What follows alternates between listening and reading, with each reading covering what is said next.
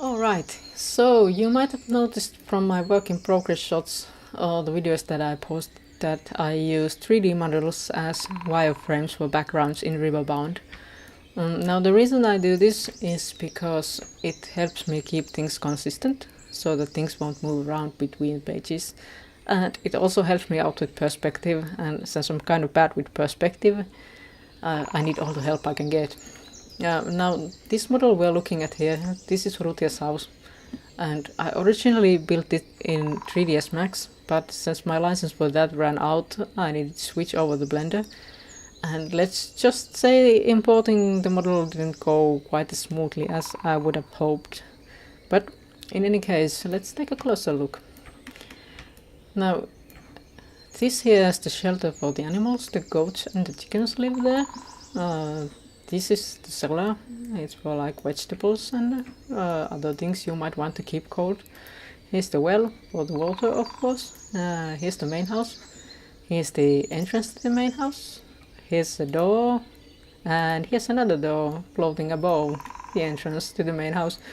Now, you might be thinking, what's up with that? But I needed to get a model of the door closed, and then another model of the door open, and this was the solution that I thought was obviously the best one.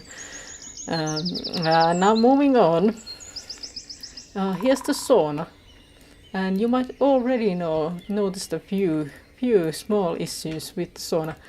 Most notably, it's floating above ground, and secondly, the benches from inside the sauna are sticking out through the back wall. I don't know why that's happened, but it just did. Let's ignore that. The bigger problem with the sauna is the fact that this here is the placeholder model for Rutja. You might think it's some sort of a nightmarish creature, but no, it's Rutja. But the problem here is that this area here is where the door would be if I had actually modeled the door for the sauna. I didn't because I was lazy, and then I regretted it very much later on. But anyway, as you can probably tell, Rutja is kind of big compared to the area where the doors should be. Now, this, I know why it happened. It happened because I messed up the scale of the buildings completely. I wasn't paying attention to what I was doing, and I was like, okay. By the time I noticed what had happened, it was already too late, and I didn't have the time to remake it. Hopefully in the future, before I have to use this model again for the backgrounds, I'll have the time to actually make a better one for it, because as you might already have guessed, this has caused me so many problems. But it sort of got the work done for the first few chapters, and of course now the story has moved on so that we don't see Rutja's house that much anymore, and it doesn't matter if the model is a complete nightmare. One more thing before I wrap up this video.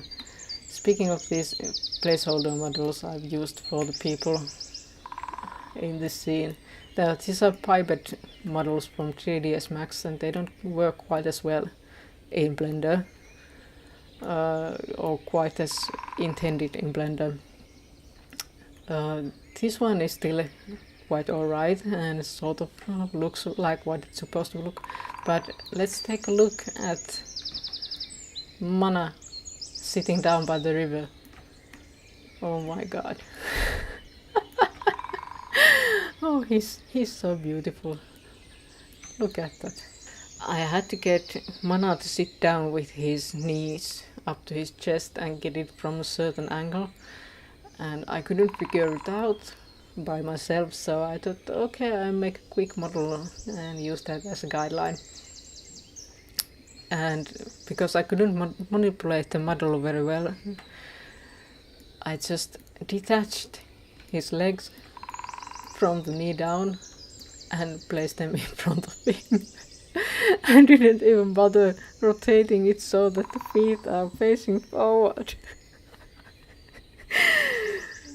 Oh, poor Mana.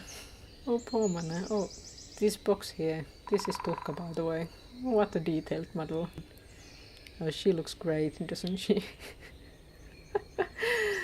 And I think this is a good place to stop this video. Thank you for watching, and I'll see you next Friday. Hopefully with better content.